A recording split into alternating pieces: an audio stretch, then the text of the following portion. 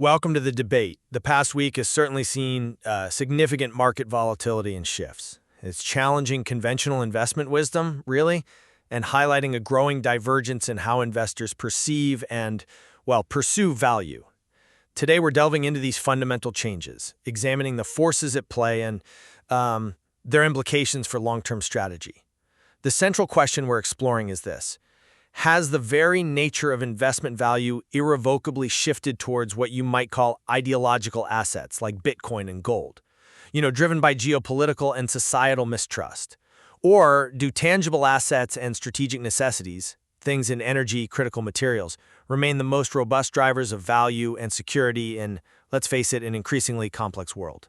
This discussion comes straight from observations in recent market commentary. I'll be arguing that yes, new geopolitical and cultural forces are profoundly reshaping value creation, favoring assets that transcend traditional economic models. And I'll be taking the position that, well, despite these undeniable shifts, and they are undeniable, enduring value remains primarily rooted in tangible resources and strategic imperatives. These are the fundamental building blocks, I believe, that truly underpin wealth in a complex and frankly demanding world. Right. So from my perspective, the traditional paradigm of investment, the one governed by neat financial models, discount rates, WACC, DCFs, has, fundamentally collapsed.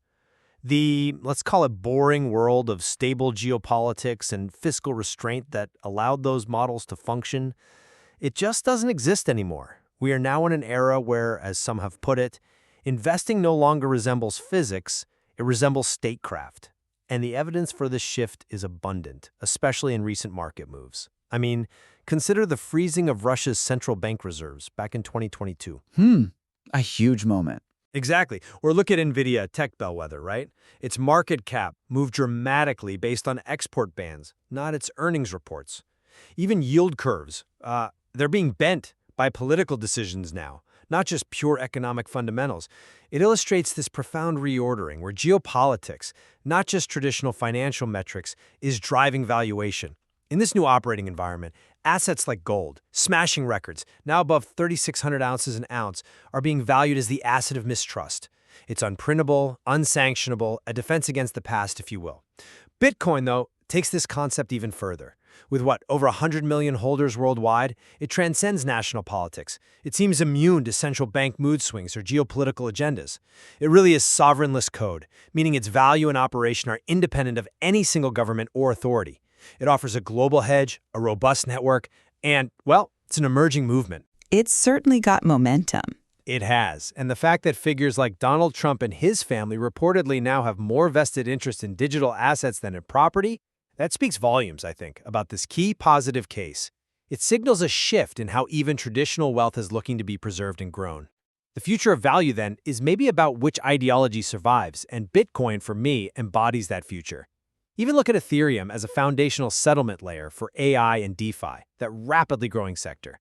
There's a potential correlation being discussed where, say, $10 trillion in assets on the network could lead to a $5 trillion ETH market cap, potentially reaching $41,400. Now that presents what many see as an exceptionally compelling risk-reward profile, arguably far beyond traditional assets. Okay. While I readily acknowledge the significant geopolitical and economic shifts we're witnessing, you can't ignore them, the idea that value has completely decoupled from tangible assets and strategic necessities, that simply doesn't hold water for me.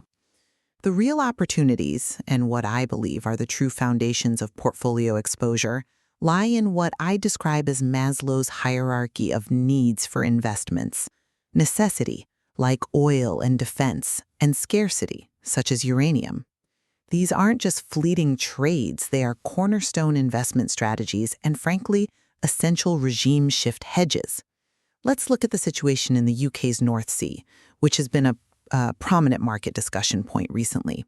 The current Energy Profits Levy, the EPL, this windfall tax on UK oil and gas producers, it's causing, the commentary calls it absurd economic self-harm. It's certainly controversial. It is. And scrapping this levy, reopening the North Sea with perhaps a more reasonable 50% tax rate, that offers what some analysts see as an incredible logic. This kind of policy change could move the UK towards meeting maybe 50% of its energy needs domestically by 2050. That's a huge jump from the current 25%. And crucially, it could prevent imports from surging to 70% by 2030. Economically, this could unlock what? 70 to 100 billion pounds directly, and maybe generate a further 200 billion pounds multiplier effect over 5-10 years, meaning that initial stimulus leads to much broader economic benefit. This contrasts pretty sharply with the meager 6.2 billion generated by the EPL since 2022. This isn't just about growth, it's about national energy security and generating genuinely needle-moving numbers for the Treasury.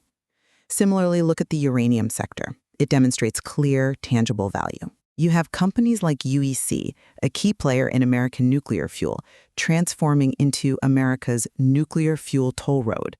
It's vertically integrated, mining to conversion, and designated a national champion by Washington, helped by subsidies and geopolitical protection. Then there's Aspe, an $850 million market cap company. It evolved from what some maybe once called a crackpot isotope science project into a producer of critical isotopes. It's projecting $300 million in EBITDA by 2030, controlling bottlenecks that, frankly, Washington and Beijing cannot live without. Even smaller outfits like Aura Energy seem to offer considerable upside, leverage to this global nuclear renaissance. These aren't assets built on abstract belief. They are founded on indispensable utility and strategic geopolitical importance. I hear your point on tangible assets. And yes, the strategic importance of energy and materials is undeniably clear. But my central argument really revolves around the erosion of trust in the systems that underpin their value. Bitcoin, for instance, thrives precisely because it seems immune to the arbitrary decisions of governments or the failures of traditional institutions. It tries to transcend the limitations of statecraft that you actually highlighted. Its value isn't just belief. It's about the security and resilience offered by sovereignless code, a network that scales globally and offers a path for what I'd call ideological investors, people looking to protect capital from political interference. The recent market interest in it, well, it doesn't feel fleeting. And Ethereum's role as a settlement layer, with that significant correlation between assets built on its network and its own market cap, it clearly illustrates a potential future where digital infrastructure, not just physical resources alone, is the ultimate utility. This, to me, is a fundamental shift in how value is perceived and secured. That's an interesting perspective, certainly. But while trust is a factor, it can't overshadow the undeniable physical demands of a modern economy. Bitcoin might be sovereignless code, but a nation still needs actual, concrete energy to power its industries, heat its homes, transport its goods. This isn't merely a belief asset, it's a foundational requirement. The absurd economic self-harm, as it's called, of hindering North Sea oil production isn't really ideological. It's a practical choice between domestic energy security and increasing reliance on foreign imports, often less environmentally friendly, costing billions, jeopardizing jobs.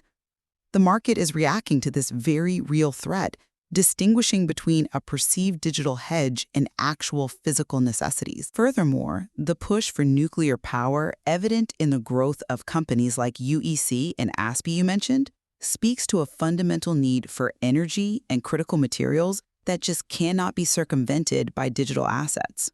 Offshore wind is fine, it's important, but it doesn't power airplanes or provide fertilizer for agriculture. These are strategic necessities that directly impact national security and economic stability. But hang on, you've just highlighted the danger of geopolitical instability. Doesn't that make the argument for digital sovereignty, for assets immune to national-level freezes or sanctions, even more compelling?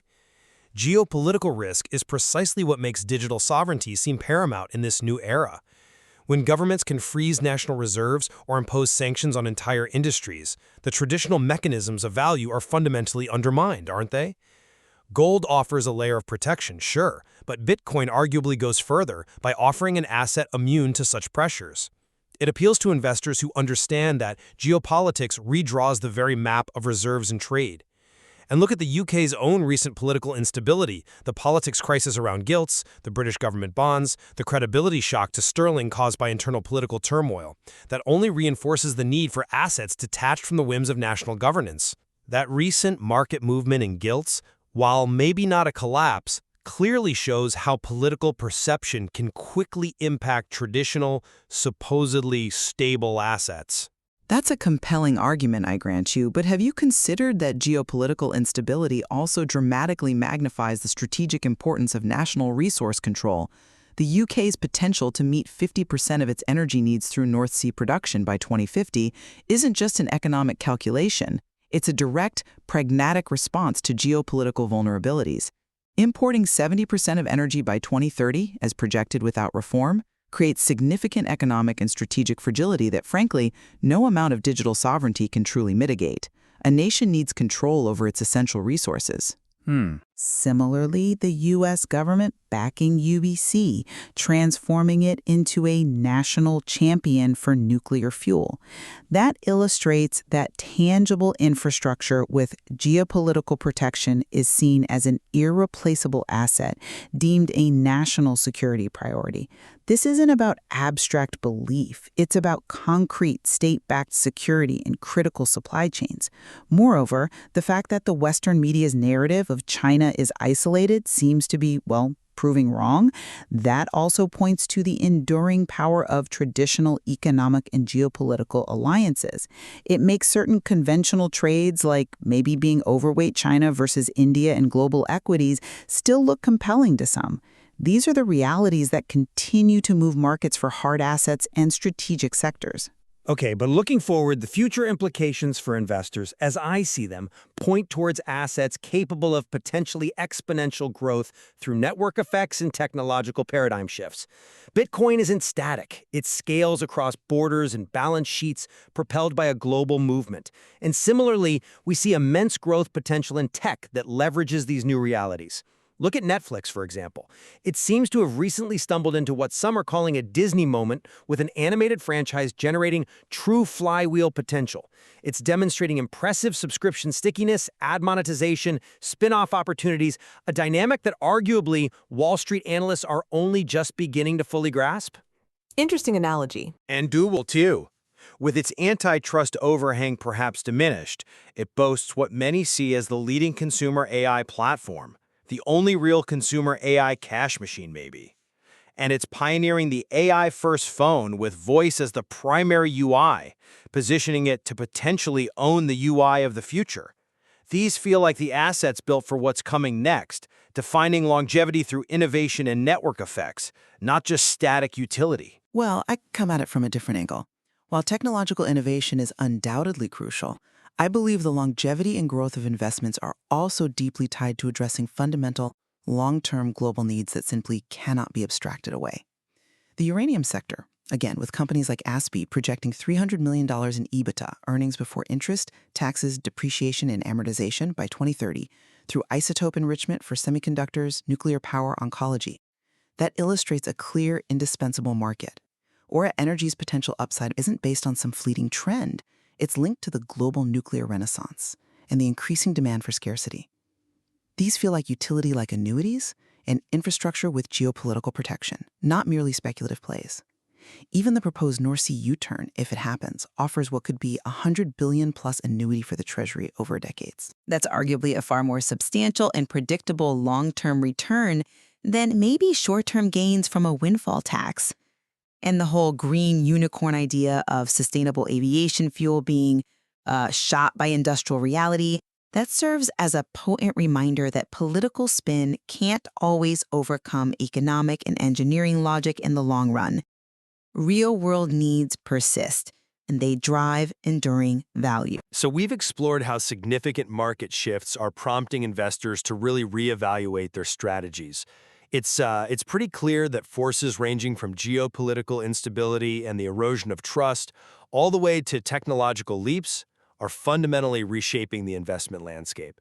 Reflecting on our exchange, my conviction is, well, perhaps even stronger, that the fundamental rules of investing have shifted profoundly. The rise of assets like Bitcoin and gold, driven by this ideological investor, seeking resilience against collapsing trust and geopolitical maneuvering. It highlights that value creation seems increasingly tied to digital sovereignty and the ability to transcend traditional state-controlled systems. The growth trajectories we see in AI-driven tech and digital currencies, they underscore a potential future where belief, network effects, and technological innovation might be paramount. And this conversation has only reinforced my belief that while these ideological shifts are certainly undeniable, the enduring strength of investment still lies in fundamental utility, scarcity, and strategic national importance. Tangible assets in vital sectors like energy and critical materials provide concrete economic value and security. They act as robust hedges against global volatility. The pragmatic need for resources and energy security, as we discussed with the North Sea debate and the uranium sector's growth, offers tangible, long-term returns and stability that digital assets, well, by themselves cannot replace. This discussion really does illuminate the diverse and, yes, sometimes conflicting forces shaping investment value right now. Indeed. Navigating today's markets demands a sophisticated understanding, one that can embrace both these ideological shifts and the persistent realities of global resource demands. Absolutely. There is certainly much more to explore within this material. Disclaimer. North Breach Limited, Nutstuff trading name, is an appointed representative of Messels Limited, which is authorized and regulated by the Financial Conduct Authority. Nutstuff has made every reasonable effort to ensure the information provided in this communication is correct. But Nutstuff makes no representation nor any warranty as to whether the information is accurate, complete, or up to date. To the extent permitted by law, Nutstuff accepts no responsibility for any errors or misstatements, negligent or otherwise. Nutstuff, its associates, officers, or employees may also have interests in the financial instruments referred to in this information by acting in various roles. The information in this media is confidential. If you are not the intended recipient, you are not authorized to use the information in this media in any way. Nutstuff does not guarantee the integrity of any media or attached files. The view or opinions expressed are the author's own and may not reflect the view or opinions of Nutstuff. Electronic communications carried within the Nutstuff system may be monitored.